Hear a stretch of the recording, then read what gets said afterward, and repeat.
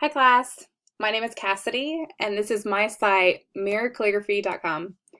My business is offering calligraphy services on mirrors to be used as decorations at weddings, baby showers, or parties. If you check out my gallery, you can see some examples of ideas for different events. Ideally, any mirror I would do for a client would be a custom quote.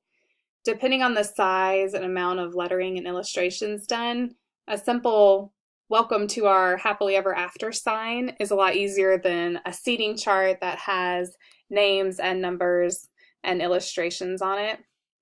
Under services and pricing, you can find some more information about cost. I have a flat rate for a welcome sign.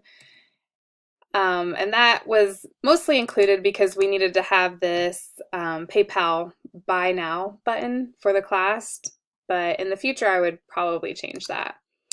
I've also got the contact page for people to send me an email and an about me page that kind of talks about how I got into this. And back to my home page. I just tried to keep the site pretty simple and really base it around the idea of doing calligraphy mirrors for decorations. The tools that I used were, of course, Google Ads. I ran one ad group that had 3 ads in it and received 46 clicks and a little over 3,000 impressions. Because this is a local service, I had to target locally. I live in North Alabama here, and I just wasn't receiving the number of impressions, so I opened it up to include Nashville, which is a much larger city, and the entire state of Alabama, and I even included Memphis over here.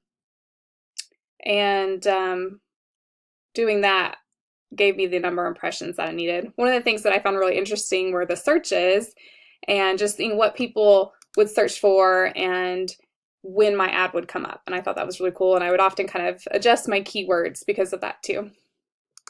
I also did the Google Analytics, and I loved looking at this data and kind of just seeing the different information that's on this page as well. So overall, I've learned a ton in this class, and I'm really glad that I was able to take it. So I hope you enjoyed looking at my site.